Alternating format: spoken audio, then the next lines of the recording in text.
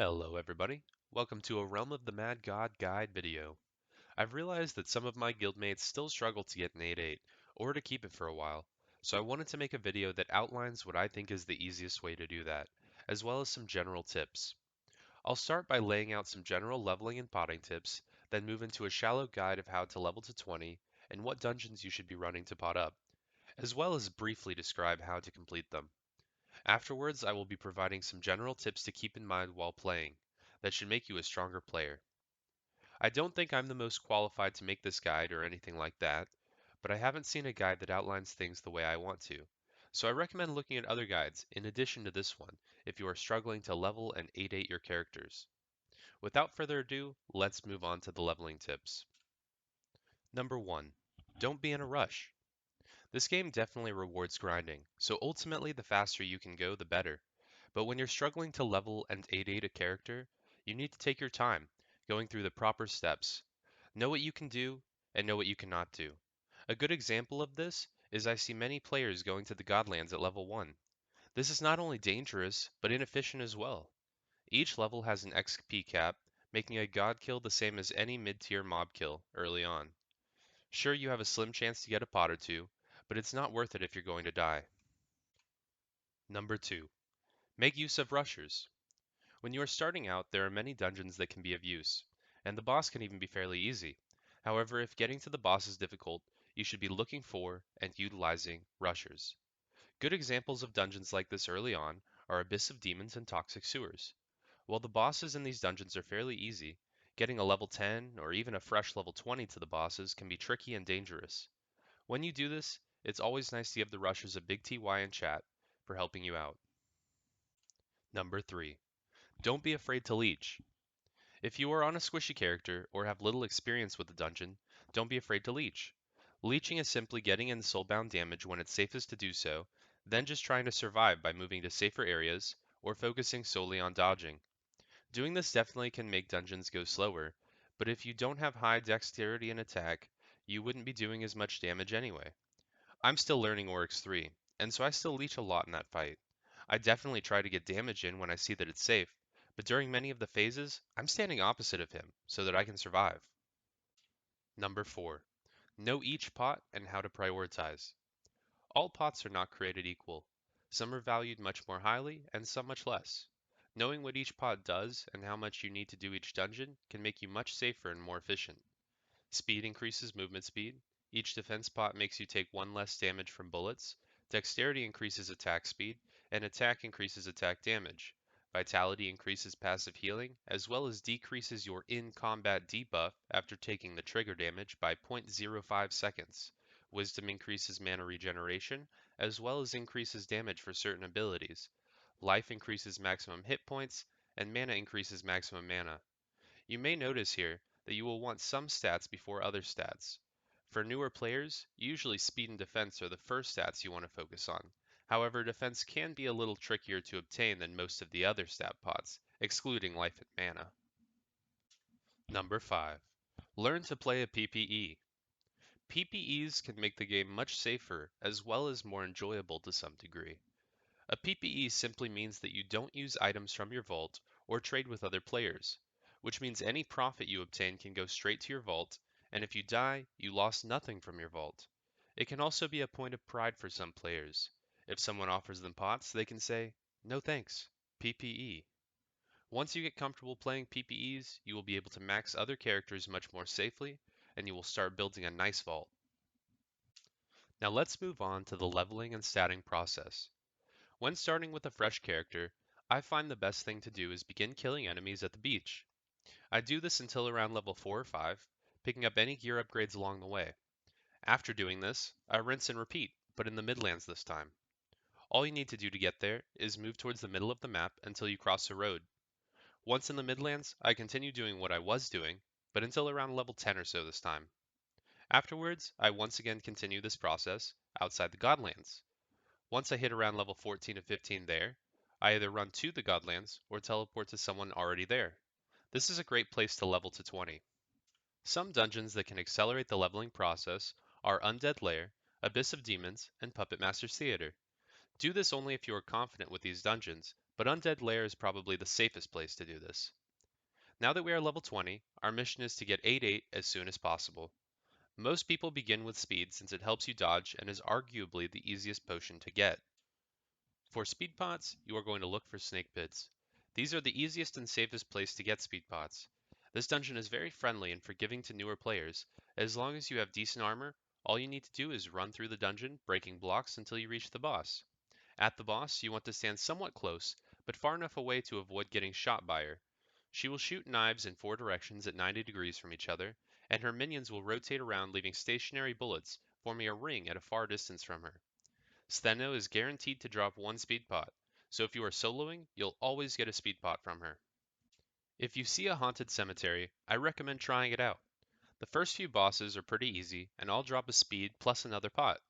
Don't worry about clearing the final boss, just Nexus when you feel unsafe. This will help you get some speed and other pots though. After you are higher on speed, I recommend moving on to Dexterity. For this you want to farm Sprite Worlds. They are usually considered the second easiest dungeon for pot farming. Here you should be able to once again rush to the boss. The boss itself does pretty low damage, but has many second phases. I won't cover each phase here, but watch out for his final phase, as there will be purple shots going from corner to corner, and Lyman will create shotguns around him that explode inward and fly out from there. This dungeon will not only award you a potion of dexterity, but sometimes a potion of defense as well, making it a good place to farm after you are done working on snake pits. For speed and dexterity, I recommend looking for magic woods. These can be a little more challenging than the last two, as the boss is a bit harder, and the minions along the way can hit you harder as well. However, if you have a bit of defense, it can be quite easy to rush to the boss here once again. After reaching the boss, you do need to be somewhat wary of her. If you step in the water, you will hallucinate, and it might be tough to tell which enemy in the boss room is the actual boss. She can one-shot even 8/8s when she is standing on top of you, so try to keep some distance and stay out of the water. She will, however, award you both a speed and dexterity potion. Once we have both speed and dexterity, I recommend moving on to defense. The best dungeon to do this is the Toxic Sewers. I don't recommend rushing these unless you are on a trickster or rogue and feel pretty confident, as the water sickens and the minions can both quiet and slow.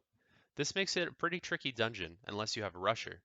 If you are running these solo, it is best to clear it out as safely as possible, but this will take some time, so I'd recommend calling the dungeon if you find it, and hope that you get a rusher to help you out here.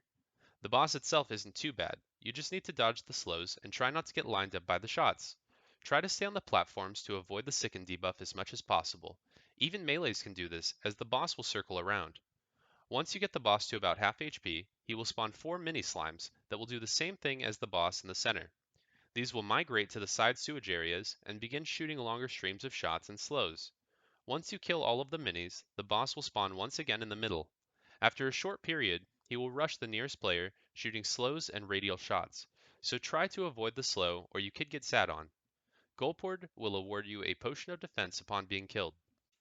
Another good option for defense is Abyss of Demons. While it only sometimes gives defense, it does give guaranteed vitality, and can have multiple treasure rooms providing more chances for defense pots. I don't recommend rushing this dungeon unless someone else will do it for you, but clearing slowly is pretty safe here, and it won't take as long as Toxic Sewers. The minions aren't dangerous unless you get swarmed by a lot of them, or sit on them. The boss is also pretty easy. You really just need to move to the center of the platform after killing all of the white demons surrounding him, and after moving in, just try to damage him while avoiding his shots and the little bomb minion that he summons. Once he hits a threshold, he will start rotating around the center platform and shoot out exposing shotguns. These shots are slow and easy to dodge. They also don't do too much damage, so feel free to tank one if you need to. Once you hit another damage threshold, he will move back onto the platform and begin moving slowly. Here he will shoot out slow-moving shotguns and summon some minions that shoot out faster shotguns, but they are easy to kill. He will sometimes also create armor-breaking shots in a circle around him that move outward. Try to dodge these. After his death, he will award you a vitality and sometimes a defense. Next up is attack. The best places to find attack are the Puppet Master's Theater and Manor of Immortals.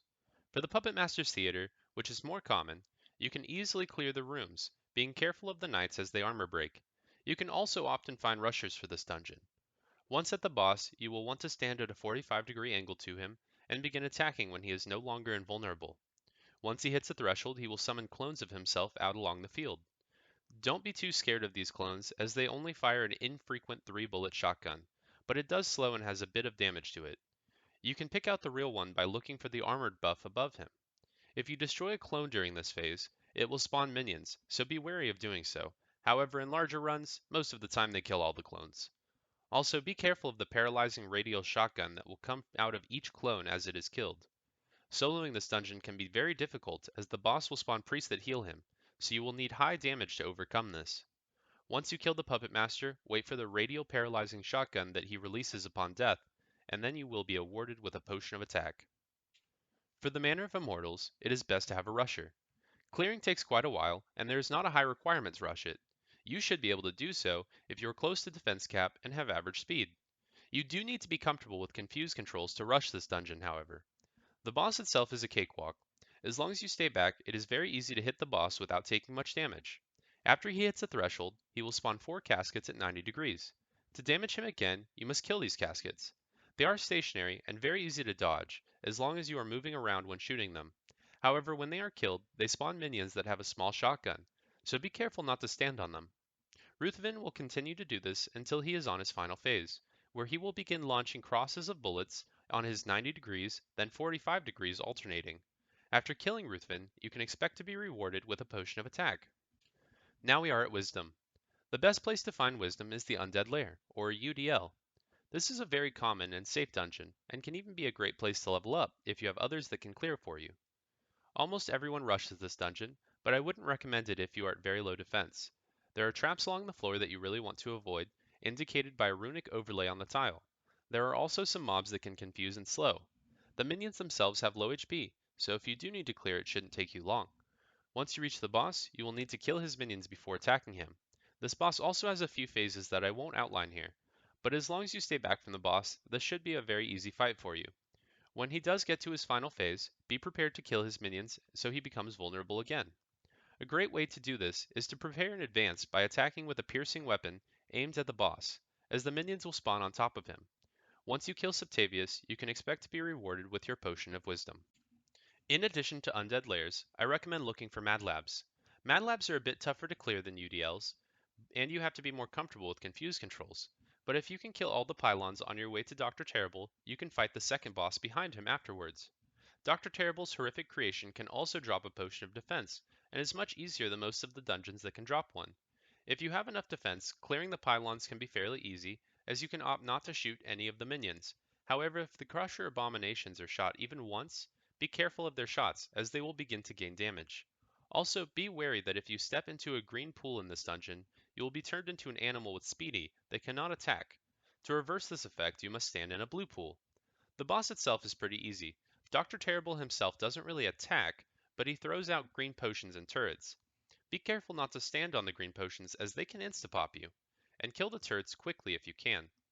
Partway through this fight, the pillars in the corners of the room will begin shooting out radial shots, so the safest place to stand is directly on the 90 degrees, usually closer to the entrance of the room so that you can back out if need be. If you don't kill Dr. Terrible quickly, he will retreat to the pod in the center of the room and become invulnerable, and will begin to summon minions from the left and right. This means killing Dr. Terrible quickly is the safest way to complete the dungeon. Horrific creation is even easier in my opinion. You have to drag him to the green pools on the left side of the room to be able to damage him. However, after a few seconds he will run to the blue pools and become invulnerable once again. During this time, he will shoot out large bullets that deal hefty damage.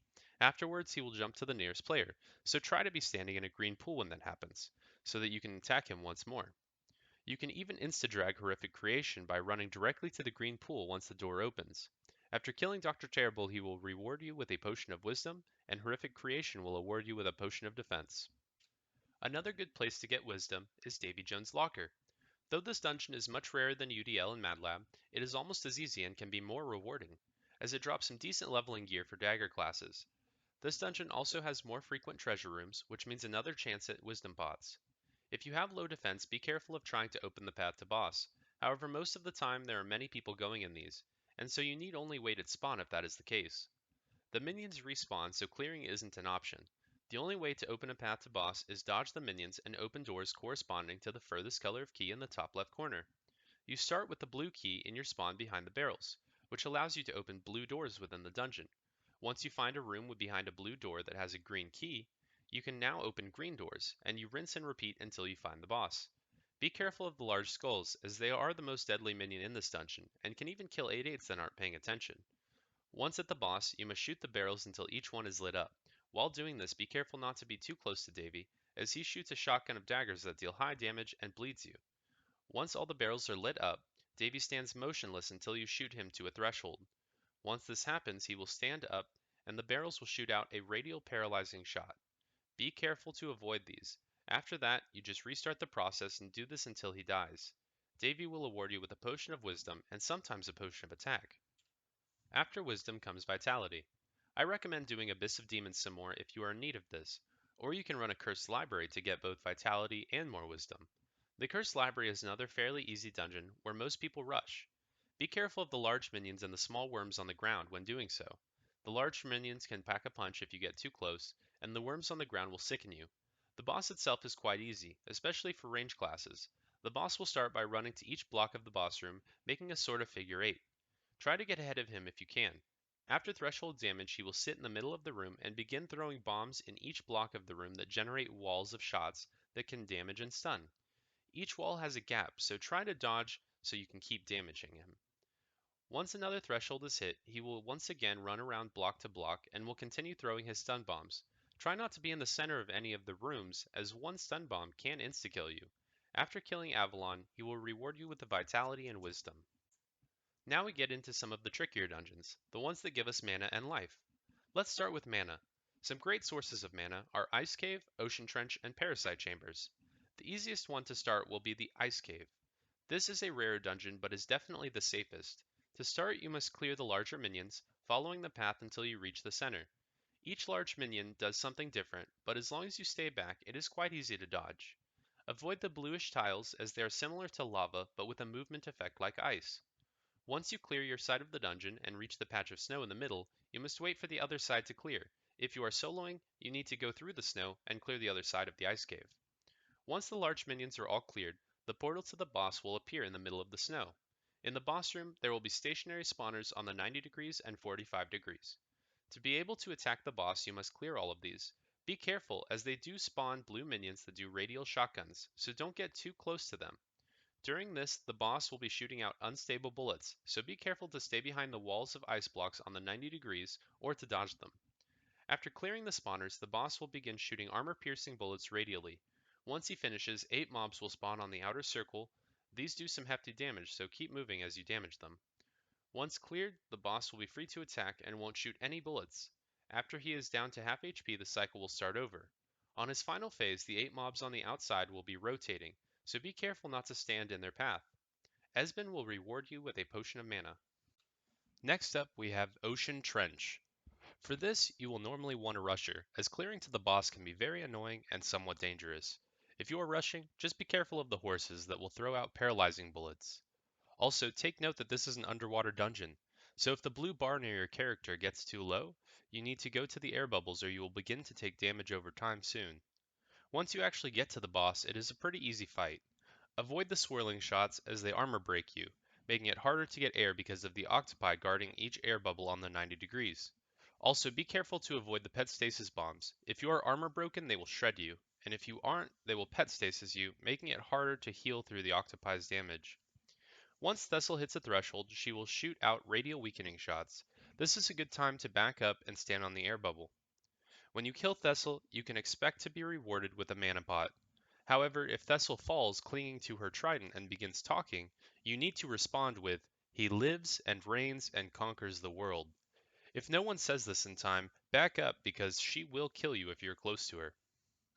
The last mana dungeon I will talk about is the Parasite Chambers. This is arguably the hardest of the three. Clearing is a bit lengthy, but does reward some decent fame, and the colonies can drop attack potions as well. Clearing involves dodging the shots from the colony's minions and chucking one of the many barrels at it. Once you hit a barrel its way, it becomes vulnerable and can be hit until it is around half HP, at which point you must chuck another barrel at it and begin attacking again until it is dead. While clearing, be very wary of the larger minions, as well as the painlings, as they will explode, so try not to stand on them. Also, do not stand on any of the pulsating obstacles, as they will explode outward with a radial silencing shotgun. Once you reach the actual boss, if you can dodge well, you are in good shape. To activate the boss, chuck one of the two barrels at him, and he will greet you with a bullet spread. It's not too tough to dodge though. After a threshold, he will begin to shoot tentacles that you rotate with. His next threshold is another bullet spread, but this time with more bullets. After this, he will begin to shoot walls of weakening shots. There are gaps to weave through and are in a set pattern, so after a little practice, this is a very easy phase. After this, he will do another bullet spread, following more walls of weakening shots, into another bullet spread, and finally, he will do another tentacle phase. During the boss fight, there is also a scar further back in the room that fires green pet stasis bullets and blue quieting bombs. Also, keep in mind that the boss has 5000 defense and that the barrels armor break, so try to land a barrel on him as often as you can during this fight. Armor piercing weapons or armor breaking abilities are also a good option. When you defeat the Nightmare Colony, you can expect to be rewarded with a mana potion. A disclaimer for this dungeon, though, is that the barrels can armor break yourself and allies as well. So be careful if you get armor broken. Try to stay in a safe spot until the debuff wears off. Lastly, we move on to the dungeons that will bring you life pods. For me, the king of all of these is the Tomb of the Ancients. Not only is it quite easy when you get it down, but it can also drop some very good untiered items. The Ring of the Pyramid is good on any class, the Tome of Holy Protection is great for priests, and the Pharaoh's Requiem is a great loot for bards. Rushing this dungeon is really the best option, but I don't recommend it unless you are confident and are using a rogue or trickster. There are a lot of enemies here that can destroy you if you are reckless. However, if you have a rusher or are a good rogue or trickster, then we have a dungeon here. To activate the bosses, you must kill 5 sarcophaguses located around the dungeon. There are also treasure sarks, and they do not need to be killed to activate the bosses, but will take the place of one of the 5 sarcophaguses needed. Each sarcophagus, excluding the treasure sarks, will be guarded by priests that don't do a whole lot of damage, but each one can weaken you, making it a bit tedious to clear them. Breaking all 5 sarks will start the boss fight. If you can do this in a small group, that's best. It is very safe to do so if it is done cleanly. With a clean tomb, everyone attacks one target, usually starting with Bess, then Nut, and finally killing Geb last. The reason we do this is because the bosses won't shoot unless activated, with the exception of Geb when you are attacking Nut. Geb will shoot out 5 or 6 black bullets every few seconds once Nut is activated. You can tell when a boss is first activated by the radial weakening shots it will emit. These don't do too much damage, so you don't need to be scared of them, but it will make it harder for you to get damage in. Starting with Bess, you need only rotate with him and attack when Nut and Geb are away from him, until he gets down to about half HP or so. Be careful to dodge the yellow and orange swirling shots as they armor break you and boomerang. You don't need to be too scared here as none of the bullets can really insta-pop you as long as you aren't getting hit by many at once. After around half HP, Bess will summon artifacts that weaken. You can more or less ignore these as they have low range. Once you get Bess down to around 5% HP, he will go into Rage Phase, where he will chase anyone he sees around the room and throw out a wall of stunning shots. These aren't too dangerous unless you are armor broken, but it does keep you from finishing him off. Rely on range here, or a rogue. After Bess comes Nut. This will also come easily if you rotate around with her. Make sure to avoid her large arrows that paralyze you. The small ones will armor break, but do little damage. Her boomerang swirl shots will quiet you if white, weaken you if blue, slow you if green, and blind you if purple. Again, if you are rotating around with her, you can easily avoid any high damage, but be very careful not to get slowed or paralyzed if at all possible. Once she hits a threshold, she will dance with Geb, at which point you will want to back off so as not to activate him. Once she has finished dancing, she will begin shooting out small paralyzing shots quickly. This is a good time to push her to her artifact phase. Nut's artifacts are green and will slow you. These are a lot worse than Bess's artifacts, so try to kill them if they follow you, and avoid hits from these if possible.